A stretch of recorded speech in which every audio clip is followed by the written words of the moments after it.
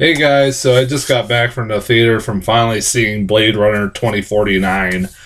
Um, it's been a few days since it came out, and I would normally probably go see it like this past weekend, but because I was working all weekend, and plus this movie's 3 hours long, I was like, I no, it's just like I have to go see it when I'm kind of like well rested and be able to give it a fair chance and be able to not have a problem with falling asleep like I was worried I would be if I had, because usually I go see these movies when I get off work, and like, yeah, that would have been probably falling. I was like, yeah, I'm probably gonna fall asleep watching this movie, especially if it's 3 hours.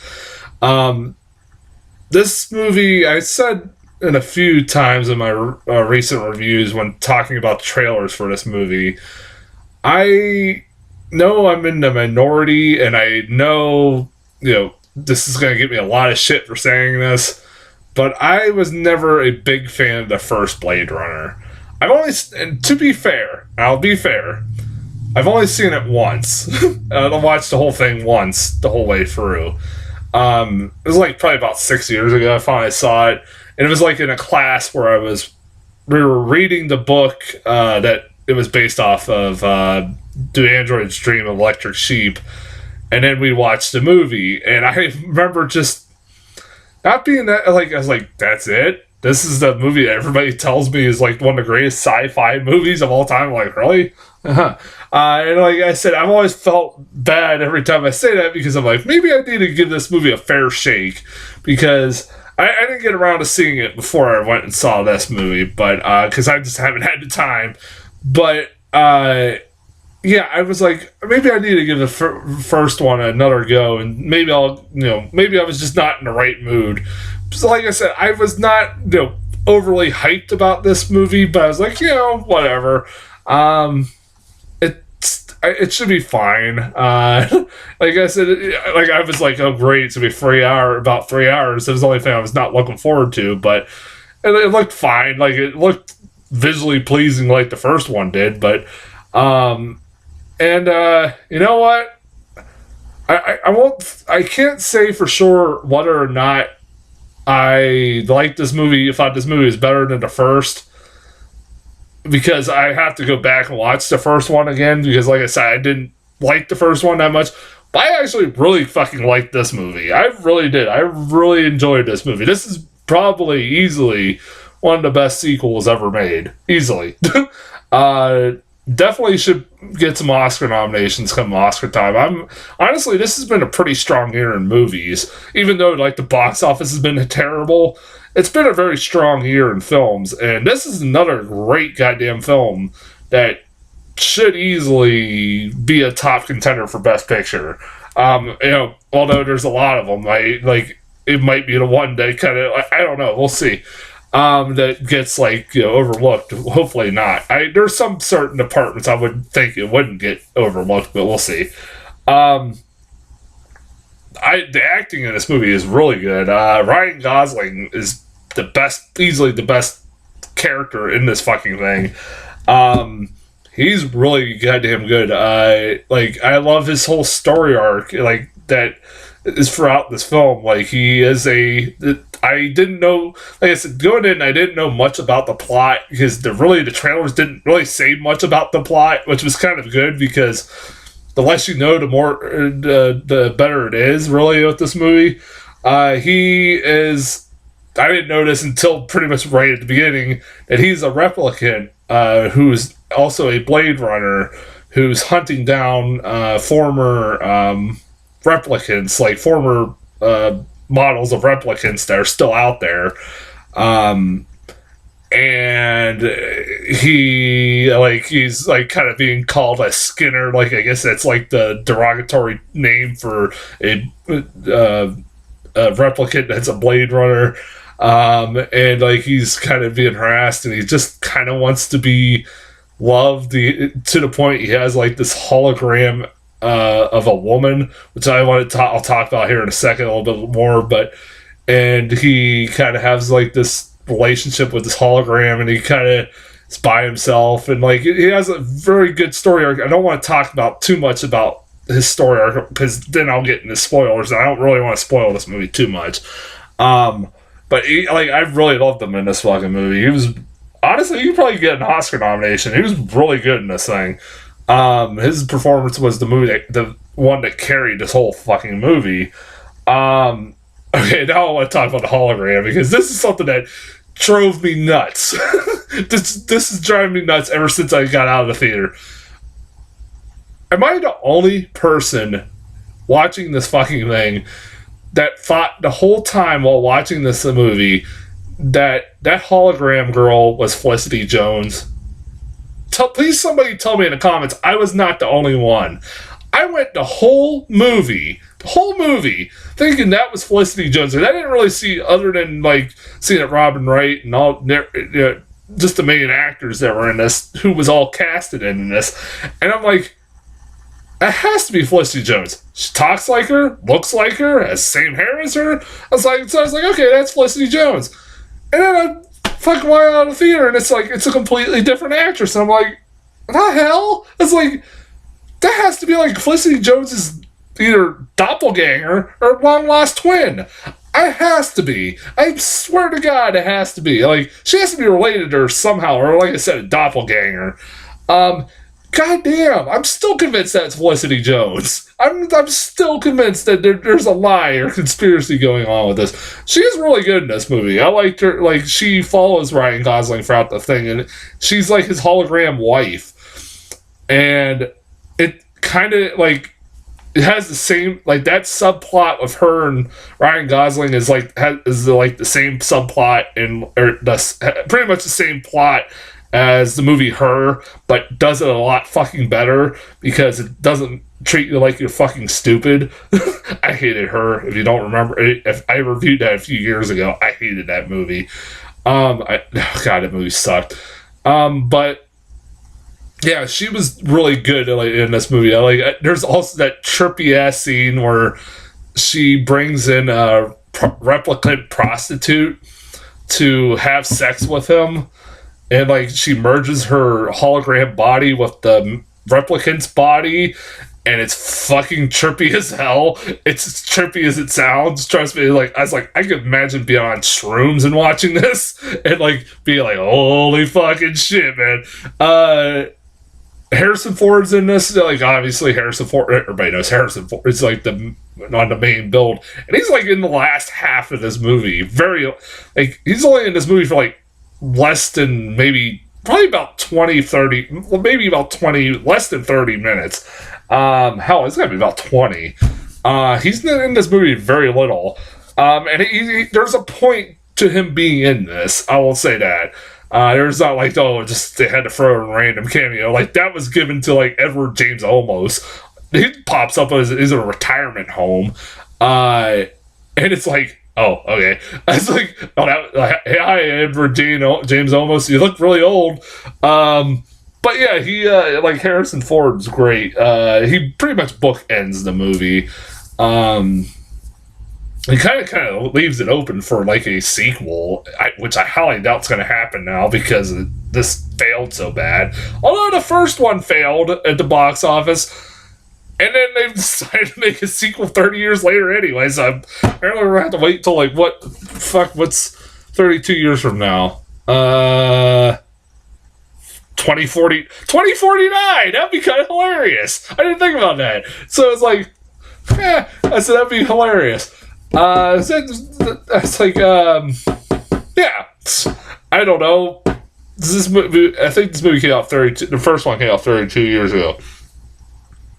Anyways, yeah, like I said, that'd be kind of funny, but Harrison Ford would be dead by then.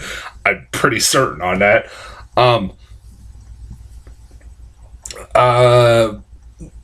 Who else? Oh, Jared Leto. He's very in this movie. Like, pretty much all the scenes that you see in the trailer of him are pretty much all the scenes that are in this movie.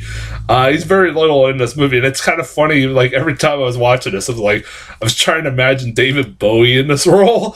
He's the creator of the new replicants that they build to be more of a more obedient and everything else like that, so they didn't, try to run away or start a rebellion. This, like I said, this movie dealt, like I said, from what I remember of the first one, and like, oh yeah, before I forget, there's also a fucking random digital cameo of a digital young Sean Young. That was weird. Like, was that really necessary? I guess.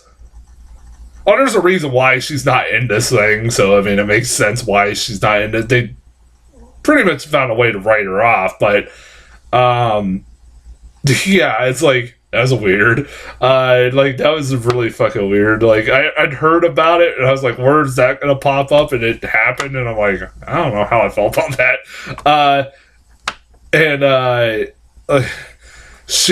But like, one thing I will say about this movie that I remember from the first movie, like I said, that I felt like this movie did better was that it delved upon a lot of the themes of the original a lot better. Like, it had a lot more, the technology in this movie is a lot more advanced, or like nowadays is a lot more advanced. They could do a lot of stuff that they weren't able to do in the 80s, and which the 80s version was fucking fantastic. The one thing I always remember about that damn movie was it's one of the most pretty goddamn movies I've ever seen, and one of the most stunning. I can see why people say it's like one of the most influential sci-fi films ever made, especially from the look of it. And this movie does a really good job replicating the look of the original to a really good degree, while updating it with a new technology. Shoot. Yeah, like I said, like, I felt like it delved more into the themes of the first one about what makes you human, and like also slavery. Fuck, I forgot about that. And themes of slavery. That's just fucked up. I'm surprised there wasn't like any black replicants. I think that probably would have pissed some people off. I can't remember if there was in the first one. Was there or wasn't there? Damn it. What the hell was it? I just lost my fucking train of thought. Like I said, it also shows like different parts of the... Like, I remember the first one was just kind of in the same area, and it was like a gritty, like, Los Angeles, and that was it. It shows more of like the California area, and it's pretty much a desolate wasteland for most of it. It's really cool. Like, I forget like what the hell happened. Like, there's like a fucking nuclear waste site, like in the middle of like what used to be casinos and shit like that. It looks like in the middle of like Los Angeles that was like a populated version of Los Angeles. Somebody in the comments could tell me. Like I said, I gotta watch the fucking original again. I'll say this, like, if you're worried that you haven't seen the first one in a while, I would recommend kind of like, like, kind of brushing up on the first one again a little bit, like I did. You won't be confused. I will say that. Like, don't worry, you won't be confused. Like, it kind of, even at the beginning, kind of like try to get, bridge the gap between the two movies and what has happened since then, which I liked. And then, like I said, the cinematography in this movie, just like the first one, is amazing. It's incredible. It's really good. It's really incredible. It's one of the most breathtaking movies. This doesn't win best cinematography, at least at the Oscars. That's a fucking crime. I don't even think, did the original do that? I'm not sure, because of how, like, even the original when it first came out wasn't well received. It over time became the sci-fi classic that everybody loves. But it's like, did it win the Oscars for best cinematography back in '84, or didn't it? Or somebody in the comments can tell me. I'm sure this one will. Like I said, I like that it was directed from the guy who made Prisoners, Sicario, and what was it? Arrival. Sorry, I almost said Awaken. Arrival. Arrival. Like, this is like the movie Arrival, and that this is a thinking man's sci-fi movie, and it's like you can't really fucking be not paying attention. It's one of those movies you have to sit and pay attention throughout it because you might get lost here and there. I will say this though: if there's any complaint about this movie, and I said this on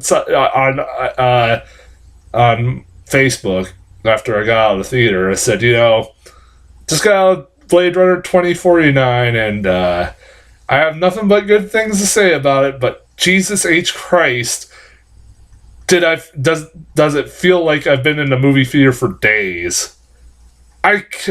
Come on with this 3-hour length. I mean, this movie's like billed at 2 hours and 44 minutes, and it's really 2 hours and 33, I think, but with credits, 11 minutes of end credits. So I mean, yeah, but it does feel a little bit long. It's like, man, I mean, I won't go as far as to say it doesn't feel like the length of like the Lord of the Rings films or fucking Boyhood. At least with Boyhood, or at least with this movie, I could say I love this movie over Boyhood any fucking day of the week. At least something happens in this movie other than Boyhood, where it just felt like a 3-hour home video.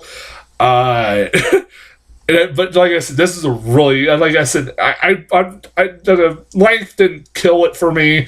It probably could have been a little bit shorter. I will say that it could have been shorter, but I still love this movie. I do recommend it. Definitely one of the better films this year. And like I said, this is coming from somebody who didn't care too much for the original. Now, because of this movie, I want to go back and watch the original again because I'm like, maybe I was just completely wrong about that fucking thing. Because I really like this movie. Yeah, highly recommend it. People should go see this. I know this movie isn't doing well, and I hope more people go see this. It's sad it didn't do very well. I'm kind of very sad now that I've seen it that it didn't do very well. Trailers. Ready Player One, the new Steven Spielberg movie I've been hearing about. I never read the book that it's based off of. It's like a futuristic world where kids are playing virtual reality or something like that. I don't know. It looks weird. It's Spielberg. I'll still see it because Spielberg's involved, but I'm like, I don't know what the fuck is going on in this thing. Somebody in the comments can tell me what the book's about. I really don't know. Maze Runner, The Death Cure. I never saw the first two. I've heard not great things about the first two anyway, so I'm glad to see that the kid from this movie has recovered and was able to make the movie after that fucking horrible accident that happened while making this movie. Where he got hit by a fucking car, man. There was some worry for him on that. So I'm glad he's okay and he's able to finish this movie. But like I said, I really don't have much of an opinion because I didn't see the first two. Pacific Rim Uprising. I'm looking forward to that. Guillermo del Toro is not directing this, is he? That kind of sucks. But and John Boyega is replacing that. What's the guy's name from Sons of Anarchy? For some reason, I don't understand why the hell he's not in this, but all right. It's still in the same universe. It looks like I was like, oh god, is this gonna like now turn into like looking like Transformers? I hope not. Like it's gonna go Transformers route. I hope not, but like I said, I love the first Pacific Rim, so I'm hoping it'll be just as good as the first one.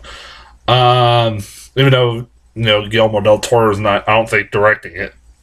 He is. Somebody in the comments tell me. I forgot to look that up before I did this review. And the last trailer I got was for Annihilation. One of those trailers I'm like, I have no idea what's going on in this trailer.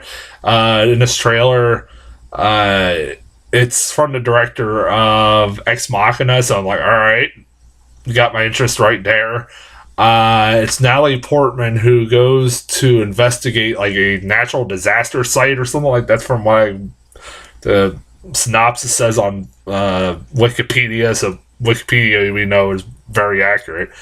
And where her husband went missing or something like that. That's all I know about this fucking thing. I'm like, all right. It's like, it looks weird. It looks pretty.